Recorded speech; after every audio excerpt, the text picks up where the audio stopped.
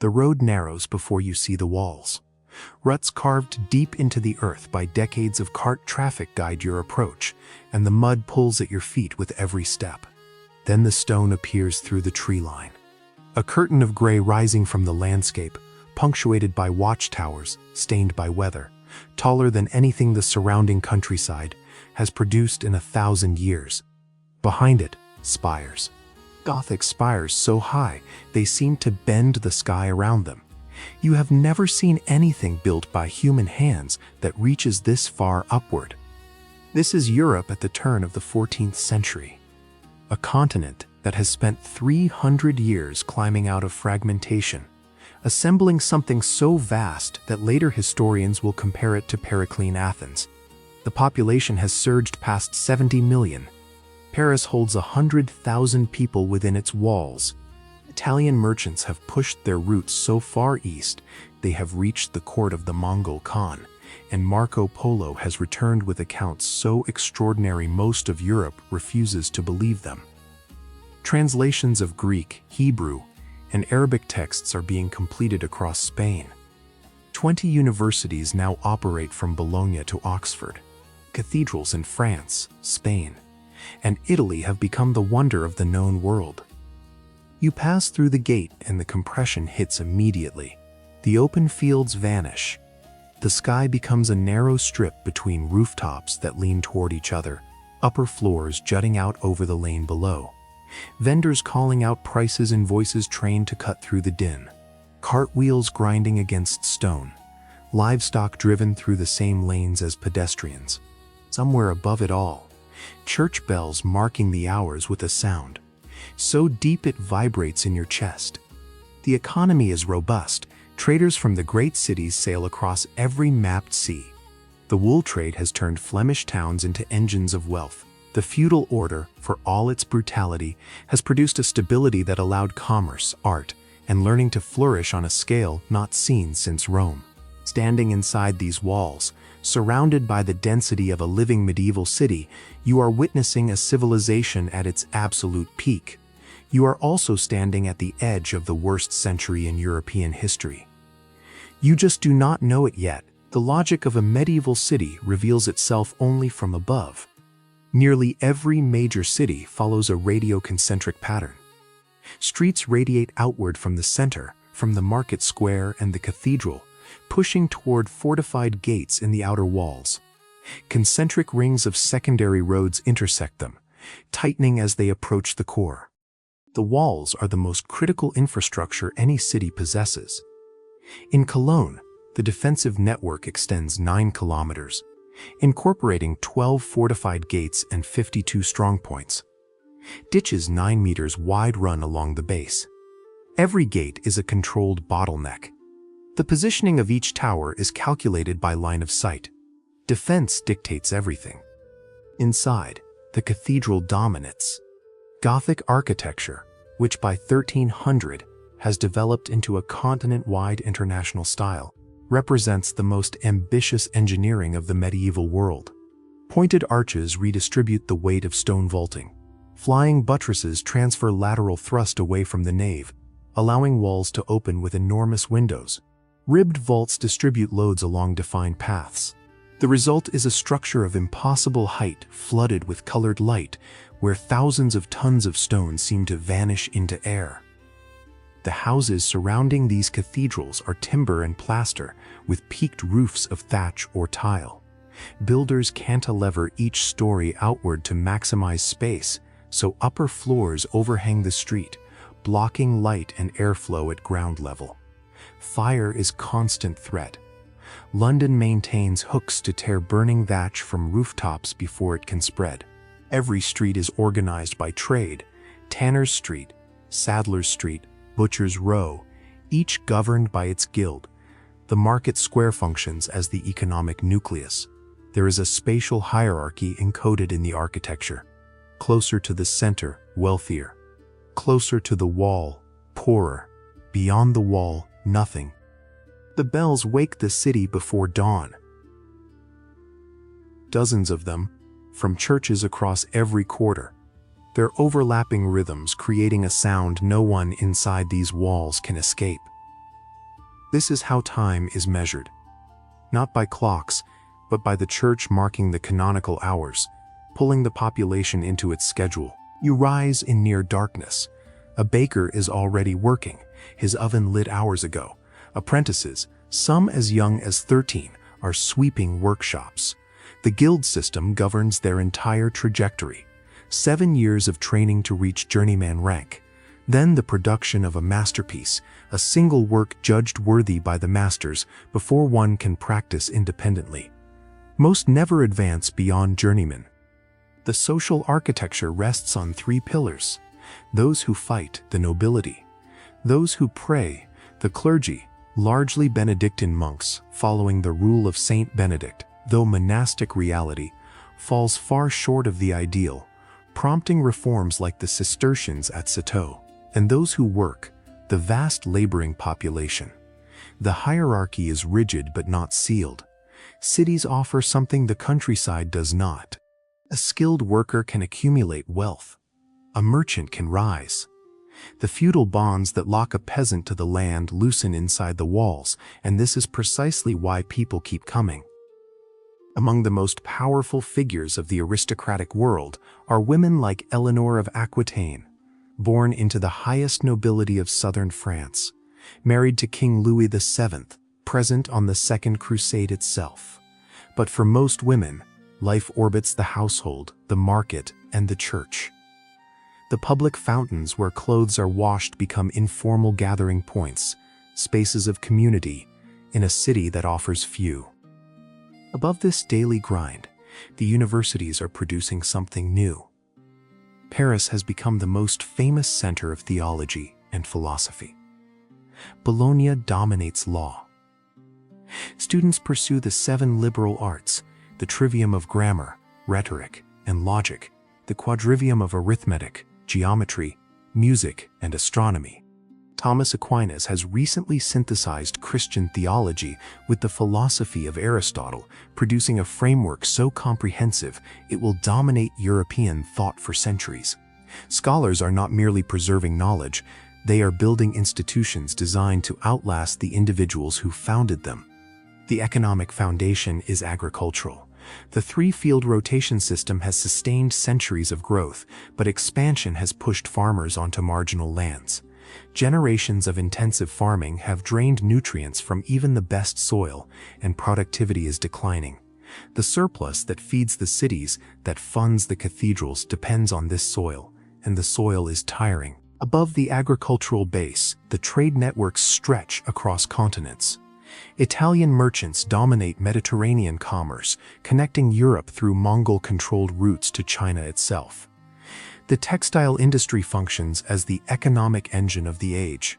Banking houses in Florence and Siena finance the entire system, extending credit to monarchs, funding wars, moving capital with an efficiency unmatched for centuries. The Catholic Church sits at the center of everything, not just as spiritual authority, but as the most powerful political, legal, and economic force on the continent. Church courts operate alongside secular courts. Canon law governs marriage, inheritance, and moral conduct. Tithes fund everything from hospitals to the university system. The Church is the intertwining agent in every aspect of European life. Yet the cracks are forming. Pope Boniface VIII clashes with King Philip IV of France over the taxation of clergy, asserting papal supremacy in terms so absolute they provoke a crisis. Philip responds by sending agents who confront the Pope directly, an attempted kidnapping in 1303. Within 6 years, the papal court relocates to Avignon, where it will remain for nearly 7 decades, increasingly perceived as a tool of French interests. The Holy Roman Empire fragments in the opposite direction, a patchwork of more than 100 principalities with no common currency, no unified legal system, no central authority. And the climate is shifting. The medieval warm period is ending. A global downturn, the Little Ice Age, is settling over the continent. The rains will come heavier, the winters colder, the harvests shorter. 70 million people, spread across institutions built for growth, are about to discover what happens when growth stops. The first thing you notice is the cold, not clean cold, but a damp cold that lives inside stone and never leaves. The walls of your house radiate it year-round. The only heat comes from an open hearth, and the smoke has nowhere to go except through the room itself, blackening the ceiling and coating everything in soot. Your eyes sting constantly. Glass windows exist only in churches and wealthy homes. Most houses have wooden shutters, and when they close against the rain, the interior goes dark. The working day is dictated not by ambition but by sunlight, and in Northern Europe during winter, that means 6 or 7 usable hours. After sunset, the city has no street lighting. The lanes become black corridors where the only navigation is memory and the distant sound of the night watch. The smell is layered. Open sewers run down the center of most streets. Household garbage is deposited directly onto the road. Butchers dump offal in their designated lanes. Paris employs garbage inspectors, the maîtres fifis, who visit homeowners when the stench becomes unmanageable. Sewage is dumped raw into the nearest river, the same river from which drinking water is drawn. Epidemics of typhus, dysentery, and tuberculosis sweep through overcrowded cities, killing an estimated 5 to 10% of urban populations before the Great Plague even arrives. And then you step inside a cathedral. The contrast is so violent it feels like entering another dimension. The air is cooler, cleaner, perfumed with incense. The noise vanishes, replaced by the resonance of a vast enclosed space. And the light. Colored light pouring through windows 40 feet high, throwing patterns of blue, red, and gold across stone floors polished by generations of feet. Every innovation in Gothic engineering exists to serve this single effect, the thin membrane of colored glass between you and the sky. For a moment, the filth and darkness outside cease to exist. This is why they built them. The Great Famine begins in the spring of 1315. Heavy rains saturate the fields, and the grain cannot ripen. By winter, peasants are eating their seed grain, killing the next harvest before it begins. 10 to 15% of Europe's urban population dies in 3 years. The survivors are weakened, malnourished, vulnerable. What comes next arrives in 1347. The plague originates in Central Asia and travels westward along Mongol trade routes, reaching Kaffa on the Black Sea, where besieging forces catapult infected corpses over the walls. Italian trading ships carry infected rats and fleas back to Sicily.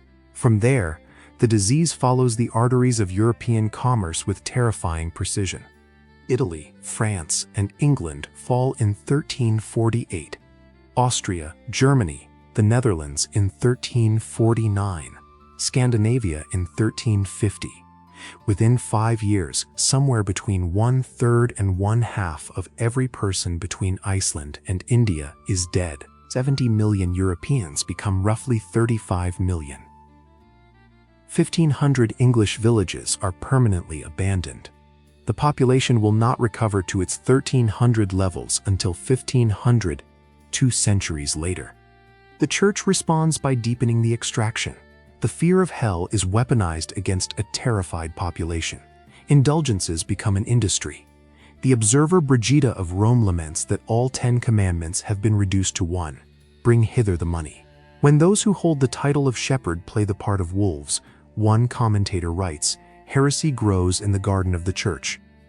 And in the chaos, Europe turns on its most vulnerable, Jewish communities, who in some cases maintain better hygiene and suffer slightly lower infection rates, become objects of suspicion. The suspicion becomes accusation, the accusation becomes massacre. Genocidal pogroms erupt across most major cities. The violence has nothing to do with evidence and everything to do with a civilization in freefall, desperate for someone to blame. The catastrophes layer themselves without mercy. The 100 Years' War erupts in 1337 over English claims to French lands. The English longbow transforms the battlefield. Early firearms appear. Chivalry decays alongside the old military order.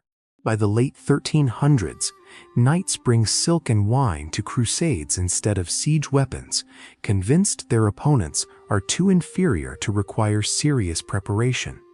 The disastrous Battle of Nicopolis in 1396 proves them fatally wrong. The costs of warfare cause more damage than the battles themselves. Raising money to pay for war, as the historian Barbara Tuchman observed, damaged 14th century society more than the physical destruction of combat. Both France and England default on massive loans, triggering the collapse of Italian banking houses and disrupting capital across the continent. In 1358, French peasants rise in the Jacquerie. In 1381, English peasants revolt after the aristocracy freezes wages at pre-plague levels despite a severe labor shortage. Rebels march on London. 7,000 are executed. But the feudal system never recovers its grip. A new class of gentry emerges, and the old order erodes under accumulated pressure. The church fractures in 1378 when two bishops, one in Rome and one in Avignon, each claim to be the true pope. The schism lasts decades and permanently damages the institution's claim to universal authority. Reformers emerge: John Wycliffe in England, Jean Hus and Jerome in Bohemia. The seeds of the Reformation are planted in the soil of 14th century collapse. Yet the resources that built 13th century Europe survived. It is the resilience of this civilization, not its weakness, that explains what came next. Italian city-states became the cradle of the Renaissance. Dante, Petrarch, and Boccaccio channeled the era's agony into works that redefined literature. Labor shortages gave surviving workers bargaining power they had never possessed, accelerating the shift toward a market economy. Once people envisioned the possibility of change in a fixed order, the end of an age of submission came into sight. You can still walk these streets. In York, the narrow lanes called Snickelways follow paths laid out during the medieval period, lined with houses from the 1400s. Shambles Street was the butcher's lane, named for the meat shelves that fronted every shop. In Siena, the Piazza del Campo, laid out in the 1300s, remains the civic heart of the city. In Prague, the street plan still follows medieval roots. In Tallinn, the defensive ring survives. The medieval city has not vanished. It has been built over, adapted, but its skeleton remains legible. The cathedrals endure most visibly of all. Chartres, Cologne, the Basilica in Zaragoza. Dozens are now UNESCO World Heritage Sites, structures their builders could barely afford and their inheritors still cannot fully replicate. The stained glass windows that have filtered light for 700 years still function exactly as designed. The universities survived too. Paris, Bologna, Oxford, Cambridge. The organizational structures invented in the medieval period, degrees, curricula, faculties, examinations, remain essentially unchanged. When you attend a graduation today, the cap, the gown, the procession, these are not traditions. They are artifacts of a system built to outlast the individuals who created it, and they have. The Dutch historian Johan Huizinga once described this era as the autumn of the Middle Ages, a time of waning and decay. Later scholars pushed back, arguing the 14th century revealed not decline but remarkable resilience, a civilization capable of absorbing catastrophe after catastrophe and rebuilding from the same foundations. Both views contain truth, and the tension between them is what makes this century impossible to reduce to a single story. The 1400s gave us two contradictory images that have never been reconciled: a glittering time of cathedrals and chivalry, a dark time of ferocity and spiritual agony. The splendor and the horror existed simultaneously in the same streets, behind the same walls, under the same glass. I am Kyle, and I want to ask you something. When you look at medieval Europe in the 1300s, which image stays with you longer, the civilization at its peak or the catastrophe that followed? Leave your answer in the comments. Because somewhere in a cathedral that has stood for 7 centuries, the light is still coming through the glass. The same glass. The same colors falling across a stone floor worn smooth by millions of footsteps, each one belonging to someone who believed, for better or worse, that this world and everything terrible and magnificent inside, it was exactly what God intended.